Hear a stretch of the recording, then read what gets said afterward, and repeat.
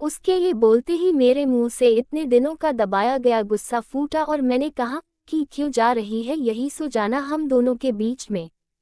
मेरा नाम रचना है। आज मैं आपको मेरे नेचर के ऐसे पहलू के बारे में बात करने वाली हूँ जिसका मुझे भी पता नहीं था। कहते हैं जीवन में अच्छा दोस्त मिलना बहुत मुश्किल होता है, पर मेरी एक बेस्ट फ्रेंड थी, दिया।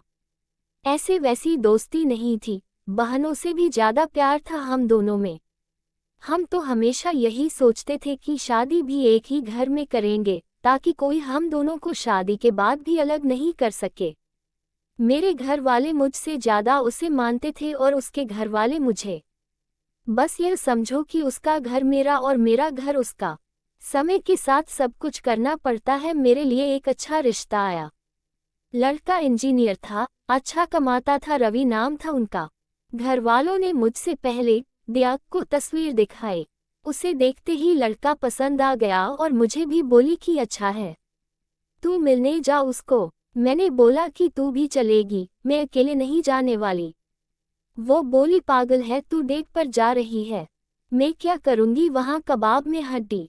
लेकिन मैं नहीं मानी। उसे बोला कि थोड़ी देर बाद तू चली जाना, लेकिन लड़के से बात कर ले मिलने। तू अपनी बेस्ट फ्रेंड को ऐसे ही किसी के साथ शादी करने देंगी क्या? मेरे मनाने पर वो मान गई। हम दोनों उससे मिलने गए।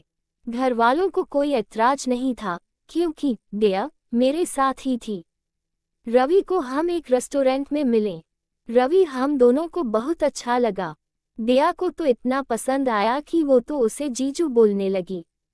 रवि भी उसके साथ बहुत घुल गया था। देखा जाए तो रवि और दया का स्वभाव बिल्कुल एक जैसा ही था, इसलिए मुझे भी पसंद आया।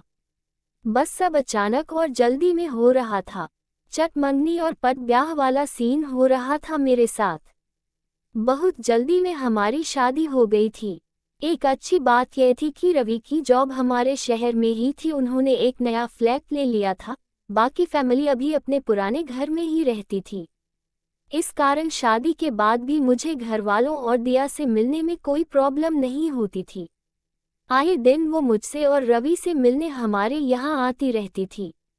शादी के अभी 5 महीने ही हुए हैं। पहले मैं दिया को घर पर खाने या कभी बाहर जाते समय बुला लिया करती थी, लेकिन फिर रवि खुद ही फोन करके बुलाने लग गए थे। धीरे धीरे मुझे पता भी नहीं चला और मैं दिया से इनसेक्योर होने लगी। मुझे नहीं पता था कि शादी के बाद मुझमें ये चेंज आ जाएगा। रवि और दिया का स्वभाव एक सा ही था। दोनों को बातें करना बहुत पसंद था। मैं चुप रहती थी, दोनों हंसते ही रहते। दिया मुझसे ज्यादा इंटेलिजेंट, हंसमुख, मुंहफट थी, इस कारण हमेशा लोग उसे ज्यादा पसंद करते थे। शुरुआत में मुझे लगा कि अच्छा है, लेकिन बाद में मुझे ये सब अच्छा नहीं लग रहा था। मेरे पति का बार बार हर बात में दिया दिया करना मुझे चुभने लगा। उसका भी बात बात में उनका हाथ पकड़ना और हंसते रहना मुझे खाने लगा। मैंने अपनी तरफ से अब दिया को बुलाना और उसने मिलना कम कर दिया। मैं कोशिश करती कुछ बहाने से कि वो अब घर भी ना आए।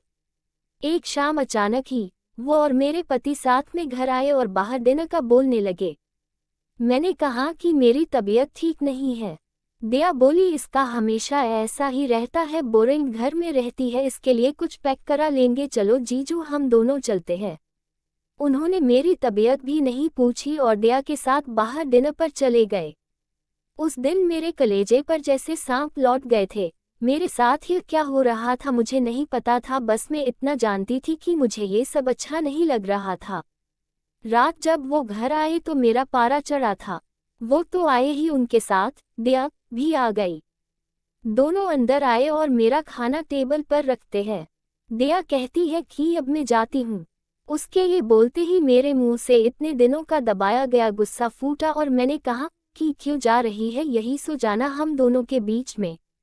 दोनों की हंसी रुक गई। दिया को पता चल गया था कि मैंने मजाक में नहीं बोला है। कुछ पल उसने मेरी तरफ देखा, फिर दरवाजा खोलकर चली गई।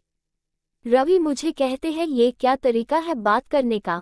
मैंने कहा आप ज्यादा चिंता मत करो, वो मेरी दोस्त है, आपको इतना बुरा क्यों लग रहा है? आप हम दोनों को एक साथ ही मिले था ना, आपको वो ज्यादा पसंद थी तो उसी से शादी करना था, मुझसे क्यों की? रवि ने कहा, आखिर तुम भी उसी सोच वाली निकली, तुम दोनों ने ही कहा था कि तुम्हें शादी के बाद भी अलग नहीं होना। अरे पक्की दोस्ती थी, तुम उसे साथ लाई थी, उसने कहा तब तुमने मुझसे शादी की। मैं चाहता था कि तुम खुश रहो, और अगर तुम्हें कुछ प्रॉब्लम थी तो मुझसे बात करती, अचानक ऐसे कुछ भी बोल रही हो। रवि यह बोलकर कमरे में चले गए। उस समय मैंने जो किया मुझे सही लगा, पर जो मैं महसूस कर रही थी वो मैंने बोल दिया। अगले दिन सुबह रवि ने मुझसे बात नहीं की, ना ही दिया का फ़ोन आया और ना ही वो घर आई। 1-2 दिन इनका मूड खराब रहा, लेकिन फिर वो सही हो गए। शायद दिया ने ही उन्हें ऐसा करने का बोला हो, लेकिन अब घर में उनके मुंह से दिया का नाम नहीं आया। करीब 2 महीने हो गए थे दिया को आए या बात करें। यह मेरे साथ नॉर्मल थे, उस बात की चर्चा भी उस दिन के बाद नहीं हुई। फिर अचानक जब वो ऑफिस गए थे तब दिया फ्लैट पर आती है। उसे 2 महीने बाद मिलने पर भी मुझे कुछ ज़्यादा खुशी नहीं हो रही थी। वो आकर सीधा अंदर बैठ गई। मैं अभी भी उससे बात नहीं कर रही थी। वो बोली, मैं शादी के पहले वाली रचना को अच्छे से जानती हूँ और वो अपनी बात तकलीफ मन में ही छुपा कर रखती थी। मैंने शायद अनजाने में तेरा दिल दुखाया है, लेकिन शायद तू सही है। शादी प्यार के बाद कैसा महसूस होता है मुझसे ज़्यादा तू जानती है। दोस्त की अपनी जगह होती है और प्यार की अपनी। मुझे इस तरह तेरी जिंदगी में नहीं घुसना चाहिए था। ये सारी बातें मैं शायद मेरे पति के लिए भी महसूस करूं। पहले मुझे तुझ पर गुस्सा आया, लेकिन अब मुझे लगता है गलती मेरी भी है। मैंने तेरी चीज़ को अपना ही समझा, मेरा हक समझा, तेरी फैमिली को अपना माना, पर शायद तेरी इस लाइफ से मुझे दूर रहना था। खैर अब तो दूर हो ही जाऊंगी, मैं भी शादी कर रही हूँ। जैसे तूने रवि को पहले मुझसे मिलाया, वैसे मैंने रवि को उससे मिलाया। तुझसे गुस्सा थी इसलिए तुझे बताया नहीं, पर मुझे लगा कि तुझे शादी में ना बुलाया तो एक और बड़ी गलती होगी, क्योंकि अब इस शहर में कम ही आना होगा। उसकी बात खत्म होते ही मेरी आंखों में आंसू आ गए। वो सब कुछ जो मैं फील कर रही थी पता नहीं कुछ ही सेकंड में कहाँ गायब हो गया। गले लगाए बिना उसे मैं नहीं रह पाई। उसको रोते हुए मैंने सॉरी कहा। वो बोली, सॉरी मत बोल, मैं शादी कर रही हूँ, फिर बताऊंगी कि कोई मेरे वाले के साथ अगर ऐसा करेगा तो कैसा लगेगा। आखिर उसकी शादी का दिन भी आ गया। जितना वो मेरी शादी में नाची थी उससे ज़्यादा मैंने उसकी शादी में धमाल मचाया। अब भी हम अच्छे दोस्त हैं और हमारे पति भी बार बार, लेकिन अभी भी वो मुझे मजाक में ताना मारती है। कहती है नहीं, मैं दोनों के बीच में नहीं सोऊंगी, चिंता मत कर।